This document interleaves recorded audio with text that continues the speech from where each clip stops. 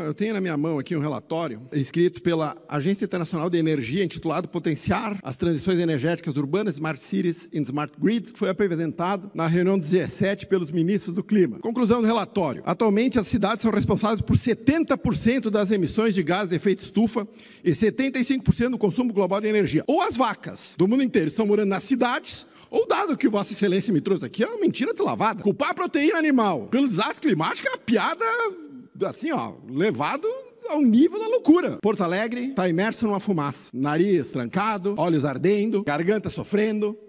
Bem-vindo. Essa é a China todo dia. Eu sei do que eu estou falando, porque eu fui 10 vezes à China. Eu ia 2 vezes por ano à China. Eu nunca vi o sol na China, porque essa é a realidade da China todos os dias, não nas queimadas.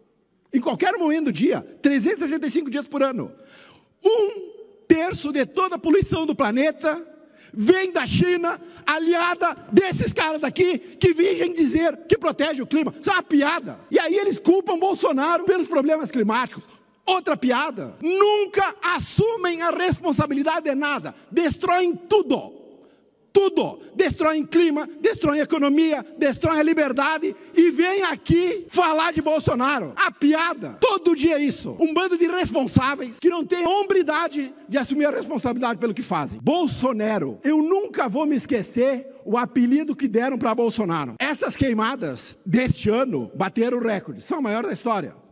Você sabe qual era o recorde anterior? Lula em 2010. Você sabe qual era o recorde antes de 2010? Lula em 2007. Todo mundo é culpado, menos a incompetência desse bando de incompetentes. São incompetentes, irresponsáveis e covardes. Nunca assumem a responsabilidade de nada. Esta é a esquerda em qualquer lugar do mundo. E eles acham que eles vão vir com esse papinho aqui, mentindo o número, e vão ficar assim, ilesos. Isso não vai acontecer. Número mentiroso. O senhor vegano aí, o senhor não está salvando o planeta. Se o senhor é vegano e usa produto chinês, o senhor está prejudicando mais o planeta que se eu comesse 1 quilo de carne por dia. É isso. A China dobrou a quantidade de usinas a carvão depois da guerra da Ucrânia. Dobrou. Emitiu licença para a operação de usinas de carvão que dobrou o número de usinas. E a China foi homenageada neste plenário com um representante do governo chinês sentado aqui. E eu não vi cobrarem da China responsabilidade com o meio ambiente. E eles querem que os brasileiros e os pecuaristas e o pequeno agricultor paguem a conta dos aliados dele mundo afora. São capachos da ditadura chinesa. Capachos. Só existem para legitimar ditaduras. É só para isso que a esquerda serve, é isso que eles defendem e não adianta, e é assim que são. Liberdade. Vamos falar já de liberdade, porque nós estamos falando da China. Uma das cidades mais maravilhosas que eu tive o prazer e a oportunidade de conhecer foi Hong Kong. Uma cidade de 7 milhões de habitantes, do tamanho de Floripa. Rica, organizada, povo cordial, destruída pelo regime comunista chinês. A liberdade foi dizimada. Em 2019 eu tive a oportunidade de ir lá. Manifestações monstruosas aconteciam em Hong Kong, porque a China queria indicar. Hong Kong é um estado que pertence à China, mas ele funciona como uma região autônoma. E a China queria indicar o seu representante, que a população de Hong Kong não aceitou. Quando veio a pandemia, a China aproveitou que todo mundo estava em casa, fugindo do vírus, que ela mesma liberou e não avisou a comunidade internacional, e por conta dos chineses, milhões de pessoas morreram no mundo, por conta da irresponsabilidade das autoridades sanitárias chinesas. A China invadiu Hong Kong, acabou com a liberdade de imprensa e acabou com a liberdade de Hong Kong, a pérola do Oriente. Nós estamos indo pelo mesmo caminho, vocês não têm dúvida alguma. Essa galera aqui, eles estão se lixando para a liberdade. Vocês preferem ter um padrão de vida ok e terem liberdade, ou ter toda a riqueza do mundo e serem escravos? Eu prefiro a primeira. Não nasci para ser escravo. Talvez a esquerda ache a escravidão algo ok. Talvez a esquerda ache que a liberdade seja uma concessão do Estado. A liberdade não é uma concessão do Estado. A liberdade foi nos concedida por Deus. O direito à liberdade, o direito à propriedade privada, o direito a buscar a sua própria felicidade. Isso não tem a ver com a lei dos homens. Tem a ver com a lei de Deus. E essa ideologia maldita aqui, que eles defendem, não vão nos roubar a liberdade. Eles querem. Hans Hermann Hoppe escreveu um livro chamado A Democracia, o Deus que Falhou. Ele dizia que os regimes democráticos tendiam a aumentar o tamanho do Estado, restringir a liberdade individual e, obviamente, colocar em risco a propriedade privada. O Brasil caminha nesse sentido. O Supremo Tribunal Federal ontem acabou com o sigilo bancário. O artigo da Constituição defende que todo cidadão tem direito à privacidade. É uma garantia constitucional. o direito à privacidade e à intimidade foi jogado no lixo, porque agora a Secretaria da Fazenda aqui do Estado do Rio Grande do Sul pode quebrar o seu sigilo bancário sem requerer um processo judicial. A quebra de sigilo bancário, que era a exceção, virou a regra. O sigilo bancário, que era garantido pela Constituição, virou a exceção. Assim vai acontecer com o sigilo telefônico, que as receitas e as polícias possam quebrar o sigilo telefônico e, portanto, a privacidade das conversas. E aí tu imagina um cara que nem o Vossa Excelência, policial, cagueta, que gosta de sair caçando fascista, que só existem na cabeça dele, tendo o poder, como policial civil, de quebrar o sigilo telefônico de qualquer um que ele queira, porque é isso que o STF vai decidir. E quando acabar o sigilo fiscal, sigilo bancário que já acabou, e acabar o sigilo telefônico, o que sobra para nós? Sobra a forma moderna de escravidão. Trabalhar 5 meses para o Estado, de graça, para receber nada em troca. Essa é a versão moderna da escravidão. 5 meses do teu suor entregue para alguém que não te representa, para usar o teu dinheiro em coisas que você não acredita, que você repudia. Não ter direito à intimidade e à vida privada, não ter direito ao sigilo telefônico e não ter nenhum livro de regras para seguir, porque a Constituição foi rasgada pelo Supremo Tribunal Federal.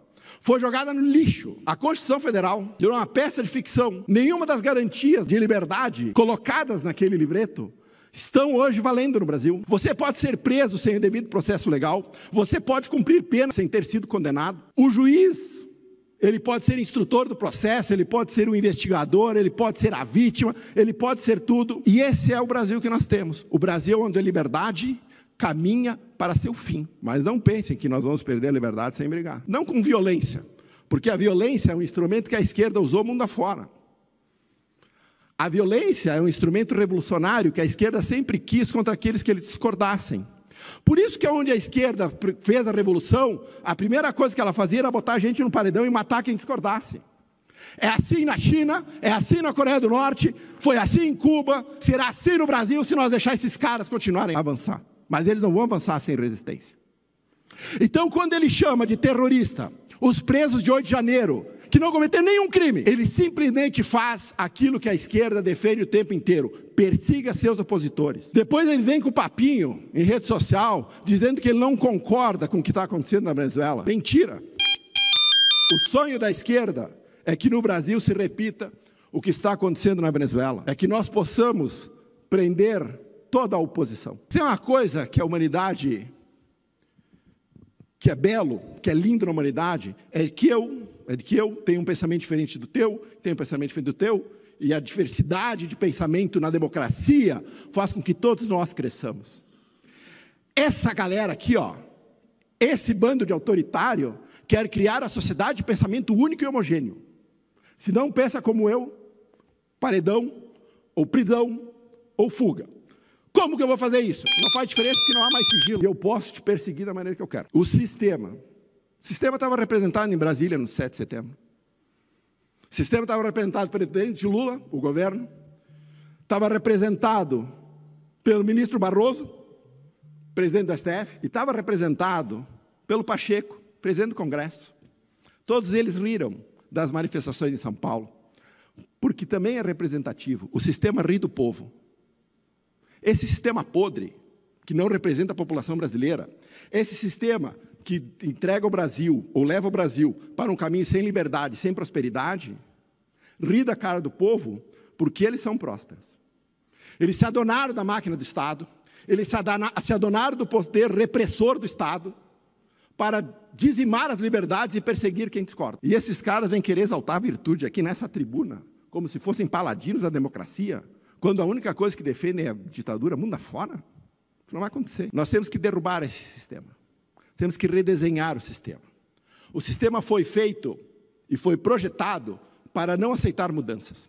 Toda tentativa de mudança no sistema, o sistema reage e enterra aquele que tenta. Foi assim com o Bolsonaro. Mas a população brasileira já está cansada disso. Ela já está cansada de não ser representada no Congresso Nacional. Ela já está cansada de não ser representada por esse bando incompetente que assumiu o governo federal. E ela está cansada de ver suas liberdades caçadas por homens que não foram eleitos. Então o sistema tem que ser redesenhado. E nós vamos fazê-lo, usando as instituições. Alguns dizem que é maluquice, alguns dizem que é loucura. Olavo de Carvalho dizia que você não poderia usar as instituições para defender a democracia, quando as instituições eram um problema, o que estavam acabando com a democracia. Mas esse é o nosso modelo. Essa é a nossa, uma luta pacífica e uma revolução pacífica. Não a violenta que eles defendem. Pacífica. E nós vamos fazê-lo. E nós vamos fazê-lo a partir da eleição municipal agora, dando uma derrota retumbante para a esquerda nas eleições municipais. Depois nós vamos ganhar o Senado, nós vamos ganhar a presidência da República e nós vamos redesenhar esse sistema. Esse sistema não nos representa, não serve, nós não queremos mais. Nós vamos redefinir tudo. Porque este Brasil deu errado e ele não nos serve mais. Liberdade de expressão. Você conhece maior liberdade do que você dizer o que pensa, sem censura e sem limitação? Os homens que hoje ocupam as cadeiras do STF, principalmente o último indicado pelo presidente, odeiam a liberdade de expressão porque pessoas medíocres não gostam de pessoas que têm livre pensamento. É isto. O homem só é verdadeiramente livre quando ele diz exatamente o que pensa sem amar. A liberdade de expressão em qualquer sociedade, ou nas sociedades ocidentais, está sendo atacada fortemente. No Oriente ela não existe. Não existe na China, não existe na Rússia. Quando nós defendemos aqui a liberdade de expressão, quando nós defendemos o devido processo legal, quando nós defendemos a anistia completa para os presos do Rio de Janeiro, que não cometeram nenhum crime, nós também defendemos a liberdade. Porque quando a lei é posta de lado e todas as decisões judiciais são feitas por juízes à margem da lei, ao seu livre-arbítrio, deixando a população sem um livro de regras para seguir, neste momento, só o medo impera. Nesse momento, a população deixa de ser livre e ela passa a ser refém do medo. Tem um livrinho que eu gosto de citar, chamado Quem Mexeu no Meu Queijo. É um livrinho bem pequenininho. E ele, por incrível que pareça, esse livrinho pequenininho, ele me teve uma frase que eu sempre uso quando eu estou em dúvida sobre o que defender e sobre o que fazer. E a pergunta é, o que você faria se não tivesse medo? Eu não tenho medo da ditadura, eu não tenho medo desses canalhas, eu não tenho medo da esquerda, eu não tenho medo do que eles querem no Brasil. Nós vamos lutar e nós vamos trazer o Brasil de volta para os brasileiros. Eles esperem e eles não perdem por esperar, não tenho absolutamente nenhuma dúvida disso. Obrigado, presidente.